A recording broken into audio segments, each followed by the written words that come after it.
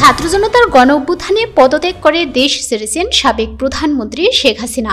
এরপর থেকে আত্মগোপনে চলে গিয়েছেন তার দল বাংলাদেশ আওয়ামী লীগের নেতাকর্মীরা। এর মধ্যে সম্প্রতি আওয়ামী লীগের ভেরিফাইড ফেসবুক পেজ বিক্রির দাবি করে বিজ্ঞাপন দিয়েছেন এক ব্যক্তি।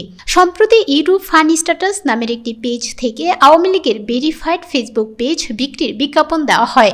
এরপর রীতিমতো তা সামাজিক যোগাযোগ মাধ্যমে ভাইরাল হয়ে যায়। মাহবুব জমাদ্দার নামের একটি আইডি থেকে বিজ্ঞাপন পোস্ট করা হয়। পোস্টে বলা হয় ইমার্জেন্সি পেজটি বিক্রি করা হবে। এ সময় পোস্টের সঙ্গে পেজের একটি ছবিও যুক্ত করে দেওয়া হয়।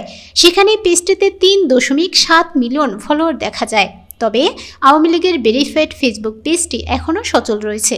নিয়মিত পোস্টও দেখা গেছে পেজটিতে।